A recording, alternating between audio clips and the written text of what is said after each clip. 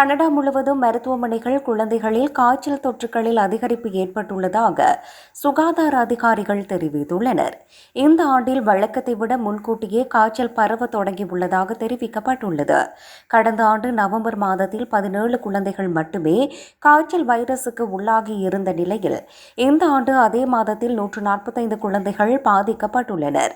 இது 8 மடங்கு அதிகரிப்பு என கிழக்கு ஒன்டாரியோ குழந்தைகள் மருத்துவமனை வெளியிட்ட தரவுகளில் சுட்டிக்காட்டப்பட்டுள்ளது. மேலும் கடந்த ஆண்டு நவம்பர் மாதத்துடன் ஒப்பிடுகையில் இந்த ஆண்டு காய்ச்சல் காரணமாக மருத்துவமனையில் அனுமதிக்கப்பட்ட குழந்தைகளின் எண்ணிக்கை இரட்டிப்பாகி 12ஆக உயர்ந்துள்ளது. மருத்துவர்கள் பாதுகாப்பை உருவாக்க 2 வாரங்கள் ஆகும் என்பதால் உடனடியாக காய்ச்சல் தடுப்பூசி எடுக்குமாறு மக்களிடம் வலியுறுத்தியுள்ளனர்.